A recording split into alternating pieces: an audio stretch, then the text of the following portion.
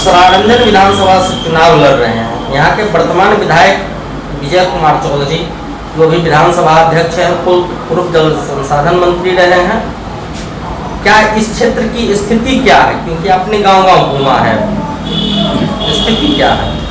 देखिए, सरायरंजन की जहां तक बात है तो सरायरंजन में जो परिवर्तन होना चाहिए था, सरायरंजन में जो विकास की बात होनी चाहिए थी, वो आज भी विकास के मामले में सरायरंजन कहीं ना कहीं पीछे है।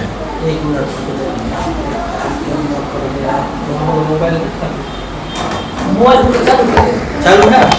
हाँ, मेरा चालू।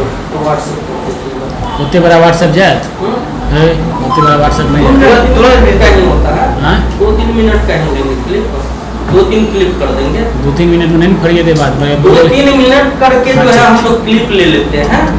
ठीक है, मिक्सिंग करना कैमरा इधर सामने ठीक है, यही से बोलेगा हो जाए।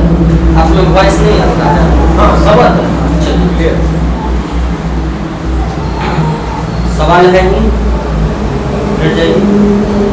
सरायरंजन विधानसभा की अगर बात मैं करूं और विकास की बात को करना है तो कहीं ना कहीं सरायरंजन में जो एक विकास होना चाहिए था, विकास की कमी है। हम बार बार अगर विकास की चर्चा करते हैं तो कहीं ना कहीं लोग, सरकार और स्थानीय नेता कहते हैं कि हमने सड़क बनाया, हमने बिजली घर घर पहुंचाया, हमने कॉलेज खुलवाए, हमने इंजीनियरिंग कॉलेज के शिलान्यास किया। स्पष्टता के साथ एक बात मैं कहना चाहता हूं कि सड़क बनने से और बिजली पहुंचने से गरीब के पेट में भोजन नहीं जाएगा। जहां तक सड़क की बात है तो कई बार आरोप भी लगा है मीडिया के माध्यम से भी, और जनता भी शिकायत की है, जो सड़कें बनती हैं 6 माह में ही टूट जाता है, तो वो कैसा विकास है? मैं यही तो प्रश्न करना चाहता हूं सर, कि आप किस तरह की विकास की बात करते हैं, आप किस तरह के कॉन्ट्रैक्टरों को देते हैं। अगर कॉन्ट्रैक्टर काम करता है तो उसके लिए सरकार के द्वारा एग्जीक्यूटिव इंजीनियर हैं, जेई हैं, कनीय अभियंता हैं, जिनके नेतृत्व में वो काम होता है। और अगर ये बात उठती है कि 6 महीना में सड़क टूट जाती है तो उस सरकारी कर्मचारियों पर और उस ठेकेदार, उस कॉन्ट्रैक्टर पर कार्रवाई क्यों नहीं होती है? आप क्षेत्र में घूमे हैं, सबसे ज्यादा जनता की समस्या क्या है, किस मुद्दे पर ज्यादा जो है सो जनता आपसे प्रेरित होते हैं? देखिए, जनता प्रेरित की बात नहीं, मैं युवाओं की बात करता हूं सर। मैं युवा हूं, इसलिए युवाओं की बात करने में मजा आता है। और देश की अगर व्यवस्था और सत्ता परिवर्तन की जब जब बात होती है तो हम युवाओं के ही कंधे पर जिम्मेवारी आती है। हर राजनीतिक दल कहता है कि हम युवाओं के बदौलत देश की राजनीतिक व्यवस्थाओं को परिवर्तन कर सकते हैं। अगर वर्ष 2014 में देश की राजनीतिक सत्ता परिवर्तन होता है तो उसमें इस देश के 65% युवाओं का हिस्सा होता है। 2019 में व्यवस्था को और लोगों ने चटपट कर हमारे नरेंद्र मोदी जी पर विश्वास किया, तो युवाओं के बल पे विश्वास किया, युवाओं ने उन्हें फिर से अपार बहुमत के साथ जिताया।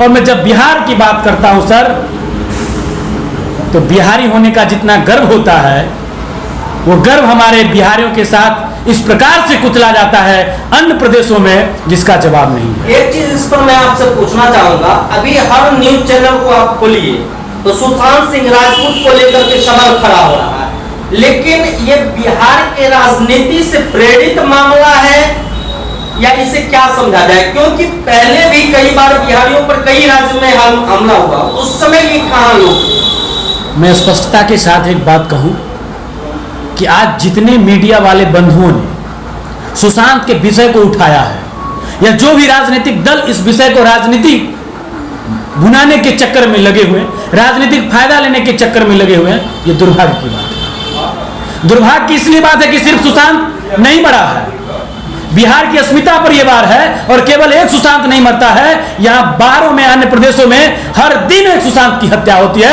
उस पर आवाज उठाना चाहिए मीडिया बंधुओं को, उस पर नेताओं को आवाज उठाना चाहिए, उस पर राजनीतिक कार्यकर्ताओं को आवाज उठाना चाहिए। नहीं तो जिस टाइम में राज ठाकरे कहर बन के बरप रहा था बिहारियों पर, उस टाइम में ये गरिमा कहा था, ये स्वाभिमान कहा था नीतीश कुमार? राकेश जी, यही तो बात मैं कह रहा हूं।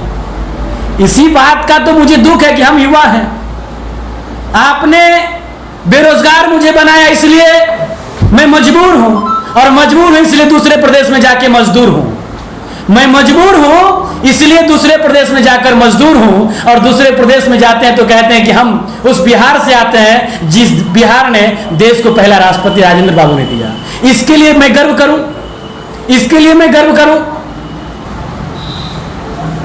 बिहार के 15 वर्षों के सुशासन बाबू के शासन काल में क्या आपको लग रहा है बिहार के युवा छात्र विकसित हुए हैं? व्यवस्था में कुछ बदलाव आया है जंगल राज की अपेक्षा? देखिए, दो तीन चीज इसमें आता है सामने में कि आप विगत के 15 साल यानी जो जंगल राज से उसे जोड़ा जाता है, अगर उसकी और अभी की बात करेंगे तो थोड़ा परिवर्तन आपको नजर आएगा। लेकिन जब बेरोजगारी और शिक्षा की बात करेंगे तो सिर्फ नाम है।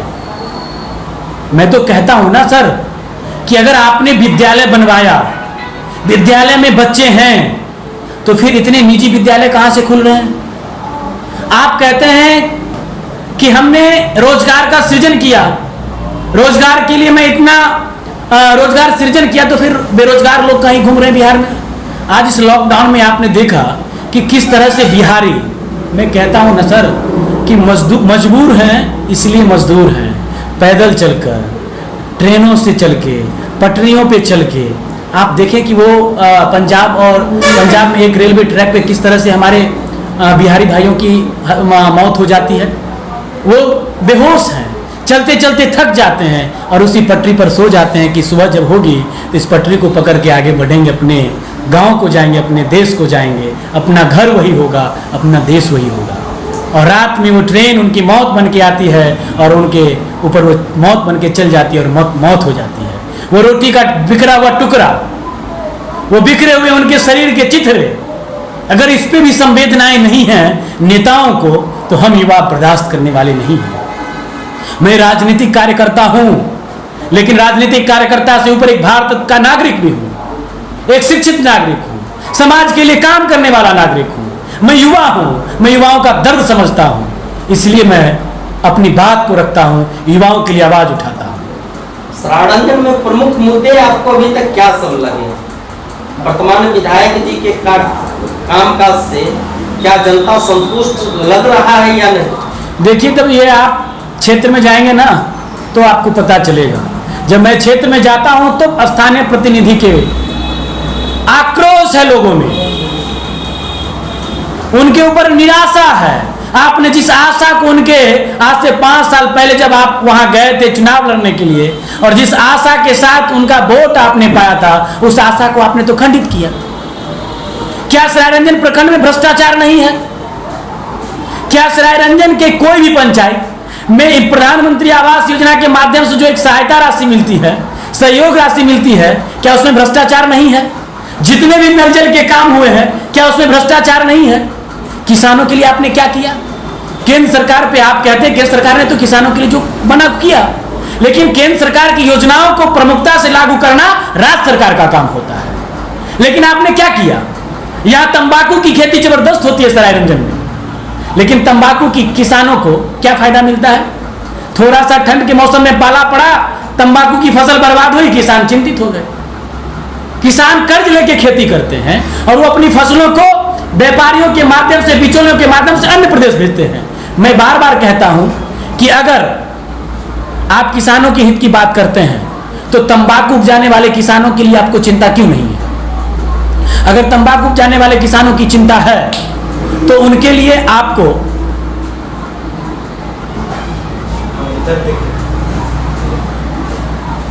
लिए आपको जो तंबाकू उपजाते हैं और उस तंबाकू उपजाने के बाद वो जो व्यापारियों के माध्यम से दूसरे प्रदेश भेजते हैं, क्या जो उस दूसरे प्रदेश में तंबाकू का उत्पादन बनता है वो हमारे सरायरंजन समस्तीपुर में नहीं बन सकता है?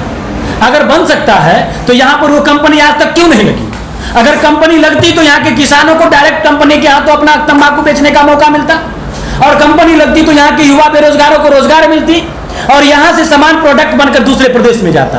तो ये सारी व्यवस्थाएं अगर यहाँ के प्रतिनिधि चाहते तो परिवर्तन हो सकता था। और एक बात मैं कहना चाहता हूँ कि आज वर्षा के कारण जो जमुआरी नदी में पानी आ जाए, माननीय अध्यक्ष इससे पहले जल संसाधन मंत्री थे, और जल संसाधन मंत्री में आपको बता दूं कि एक इस क्षेत्र से जमुआरी नदी गुजरती है। वो जमुआरी नदी इस बरसों से सूखा था, उसके जमीनों को अतिक्रमण किया गया है। अगर उस जमुआरी नदी की उड़ाही की जाती, उस जमुआरी नदी में पानी लाने का व्यवस्था किया जाता, तो शायद किसानों को सिंचाई का सुविधा मिलता। और हमारे मछुआरे भाइयों के लिए मछली पालन का सुविधा बनता, उससे रोजगार सृजन होता। तो ये सारी चीज तो आप किए नहीं। आप सार्वजनिक विकास की बात करते हैं, आप मेडिकल कॉलेज की बात करते हैं, खुशी की बात है, होनी चाहिए। लेकिन मैं पूछना चाहता हूं कि मेडिकल कॉलेज में जो बच्चे पढ़ेंगे वो 100 या 200 सीट जो भी है, उस बच्चे में कितने बच्चे समस्तीपुर जिले के होंगे? एक प्रश्न बनता है, क्या गुंजन मिश्रा जैसा सामान्य परिवार से आने वाला एक इंटेलिजेंट लड़का जो नीट का एग्जाम निकाल ले, क्या उसकी एडमिशन हो सकती है? इंजीनियरिंग कॉलेज आप खोल रहे हैं, आप इंजीनियरिंग कॉलेज खोल रहे हैं, आप बताएं कि उस इंजीनियरिंग में कॉलेज में पढ़ने के बाद जो भी छात्र होंगे वो छात्र को नौकरी आप देंगे या नहीं देंगे?